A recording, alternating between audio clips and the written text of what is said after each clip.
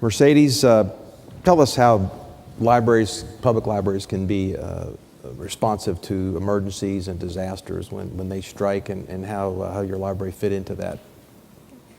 I had first moved to Nacogdoches in 2005, just about 2 or 3 weeks prior to Hurricanes Katrina and Rita hitting. So I wasn't working at the library, but as a community person, I was able to see the huge response that the Nacogdoches Public Library had with assisting the evacuees. At that time, they had approximately 5,000 people go through the city of Nacogdoches, and the library and recreation center actually served as a shelter for quite a few of those evacuees. About 200 people stayed at the library recreation center building. At that time, the library was used primarily as a shelter, but its second response in the hurricane was to help the evacuees register for the American Red Cross services. Many of them didn't know where their families were, and so they were able to register with the service, evacuee locator service. They were able to register with FEMA. And so the library actually was closed to the public, but library staff was in charge of utilizing our computers to register everybody. In one of our slides here, we have, this is one of the scenes when one of the representatives from FEMA came to the library. And as you can see, there are about 50 people pictured there, but I believe there were about 100 people there at that day when it was announced that the FEMA representative would be there. And you can see that they're all in droves trying to get some information. So that was the big service that the library did for the evacuees. However, in terms of emergency management planning, the library hosted representatives from the Texas State Guard, also people from some of the medical facilities in the region were there. Quite a few other emergency management people were stationed there and utilizing our computers. The children's department was completely turned over to some of those while they set up their command center. So that was very valuable. Some of the lessons that they learned because of Hurricane Katrina and Rita, they found that one of the big difficulties was being able to register the evacuees. They didn't know how to go about determining when one shelter was full and another shelter needed to be opened. So as a result of all their experiences with Katrina and Rita, they set up a different reception center, which the library was a part of.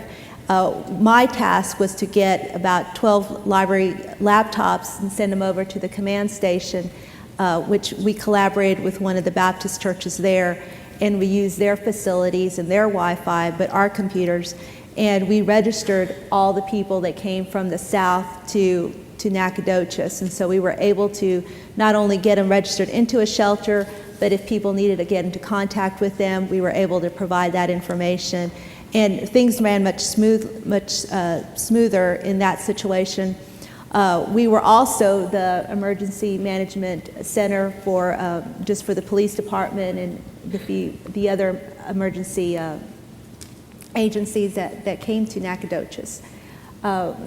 If we had not had this, it would have been very difficult for the shelters to operate just in terms of logistics, determining how many beds to have available, how many meals to have available, letting people know when they could go back to their home locations. So if we had not had this, it would have been much more difficult for everybody. Unfortunately, with this last hurricane, Hurricane Ike and Gustav, the library was not utilized as much for helping people during the crisis of filling out FEMA applications and Red Cross applications. So we were a little bit disappointed in that because that was something that we had been so good at before. Even the community saw that the library filled such an important role in that. After the official emergency was declared over, we still had lots of people coming in from the Houston area, the Port Arthur area, coming in to fill out their FEMA applications. So even though it was officially over, we still had quite a need, and we were very helpful, very happy to be able to provide that service. As a result of Hurricane Katrina and Rita, the library administration applied for a Texas Response grant from Texas State Library and Archives, and they got a $50,000 grant. They bought 9 laptops with that. They also contracted with 2 people to act as social workers, so they were able to help quite a few of the Hurricane Katrina evacuees get jobs, get basic services, help them become residents of Nacogdoches, or those that were wanting to go back, figure out how to get them back to their home locations. We also decided to have computer classes specifically for the evacuees, and those have actually spawned into computer classes for the community. We were also able to hire somebody to develop a website, which is part of our, which is a direct link from our website, our home library website. It's called the Nacogdoches Community Services Guide. And this is basically about 125 agencies in Nacogdoches area. And they're all nonprofit agencies, and as you can see, they're divided into different categories.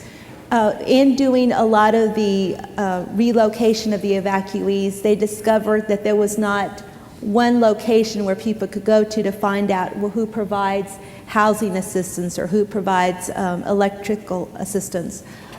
So they came up with this guide, and it's on our website, and it's something that we can update pretty easily. We just, once a year, we call the agencies and ask them to update that for us. And this has been very, very helpful. Even after all of the emergencies that we've had recently, I continue to use this on a daily basis. Customers all the time will come up and ask about a service. And it's really nice because I don't have to remember who does what. I can just refer to the website, and that has been very, very helpful. This has probably been one of the most utilized services as a result of all of our efforts with the hurricanes. I'm just glad that we have all these services at the library to help people with this. Lately, not quite emergency management, but we've had a lot of layoffs recently, and one of the other things that we have been able to help people with is with helping people get basic assistance, and we've been using our community services website a lot. Very good. Thank you. Thank you, Mercedes. Great story.